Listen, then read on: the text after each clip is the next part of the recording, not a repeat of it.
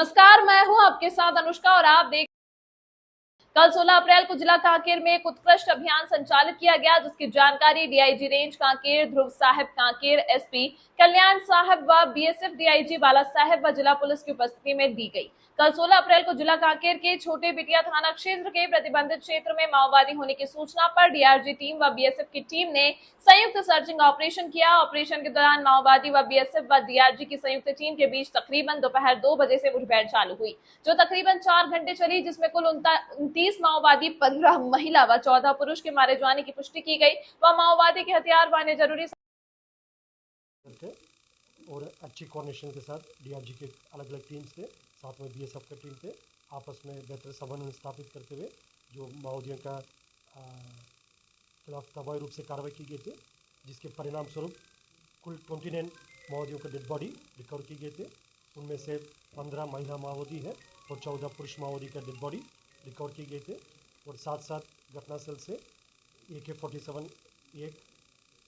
एक INSAS rifle, 2 SLR, दोबारा मैं हथियार के बारे में जो रिपीट करना चाहूँगा डिटेल्स, 1 SLR, 2 SLR, एक AK-47, एक SLR, 2 इंसास, एक कार्बाइन, 303 वेपन 3 और काफ़ी बड़ी संख्या में 315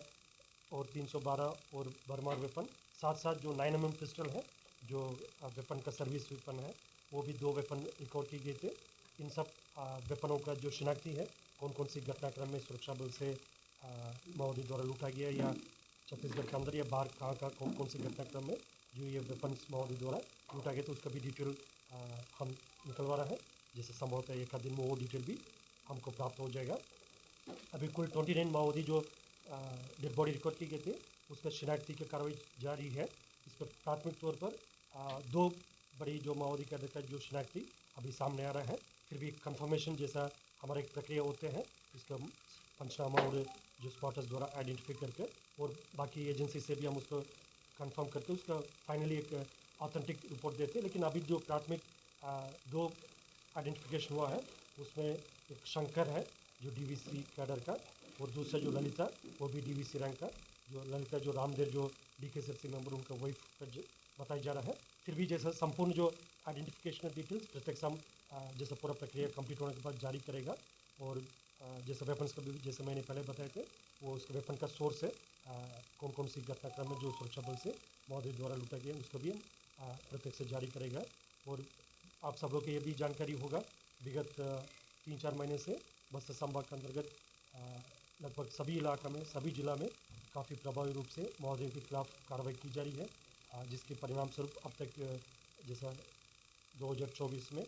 जनवरी से लेकर आज दिनांक तक टोटल 71 माओवादी कैडर का डेड बॉडी रिकवर की गई थे। और लगभग 30 से अधिक जो ग्रेडेड वेपन्स है, जो AK-47, LMG, INSAS, SLR, 9mm pistol, इस प्रकार का जो 303 इस प्रकार के जो ग्रेडेड वेपन्स 30 से अधिक संख्या में रिकवर की गई थे। और बीजापुर कांकर में काफ़ी बड़ी अभियान रहा, जो कल वाला जो संभवतः छत्तीसगढ़ की जो एंटी नक्सल ऑपरेशन की जो इतिहास में सबसे जो माओवादी के डेड बॉडी की रिकवरी के दृष्टिकोण से सबसे बड़ी जो रिकवरी कल हुआ है। जैसा और वेपन्स के हिसाब से भी मतलब एक ही मुठभेड़ में इतना सारी जो ग्रेडेड वेपन्स मिलना भी संभवतः ये पहली बार कल की मुठभेड़ के पश्चात जो रिकवर की गए थे। और इसके पीछे जो कारण, जैसा हमेशा हम लोग ब्रीफिंग के समय बताते रहते, जो सुरक्षा बल की जो सदस्यों द्वारा, भले ये DRG हो या बस्तर फाइटर हो, STF हो या पैरामिलिट्री फोर्सेज, जैसा कांकर में BSF तैनात है और नारायणपुर में भी BSF का भी तैनाती है, और ITBP नारायणपुर में दक्षिण बस्तर इलाका में CRPF और SSB का भी ट्रूप्स हमारे यहाँ कार्यरत है। इस प्रकार स्थानीय पुलिस बल, स्पेशल फोर्सेस, खासतौर पर DRG, बस्तर फाइटर, STF और लोकल पुलिस बल का, और स्थानीय जो पुलिस अधिकारीगण और जो पैरामिलिट्री फोर्सेस का, जो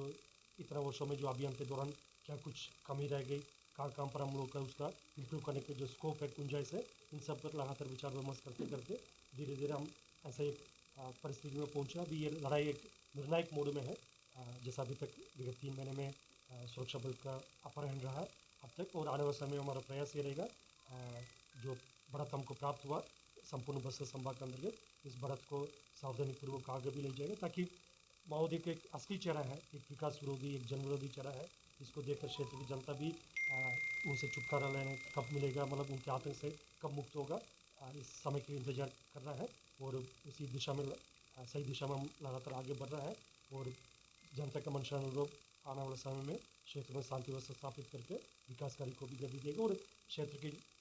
जनता को और क्षेत्र को एक नया पहचान दिलाने का कार्रवाई अभी शुरू हो गई है। ये कार्रवाई आने वाले समय में और मजबूती से हम एक कदम आगे बढ़ेगा। आज के अवसर पर मैं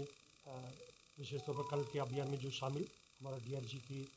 अधिकारीगण, DRG के बल सदस्यगण, साथ साथ जो पैरामिलिट्री फोर्स BSF का भी सभी बल सदस्य और अधिकारी जो अभियान में शामिल और जो टीम्स को लगातार मार्गदर्शन कर रहे हैं। SP साहब के नेतृत्व में एडिशनल SP साहब लोग भी लगातार इसको मॉनिटर कर रहे थे और फील्ड में जो SDOP से लेकर थाना प्रबंधक जो अभियान को नेतृत्व कर रहे थे, मॉनिटर कर रहे थे, और DIG कांकेर और DIG BSF और कमांडर साहब सभी अपना अपना भूमिका को बेहतरीन तरीके से निभाए थे, जिसके परिणाम काफ़ी सकारात्मक रहा है। और आने वाले समय में भी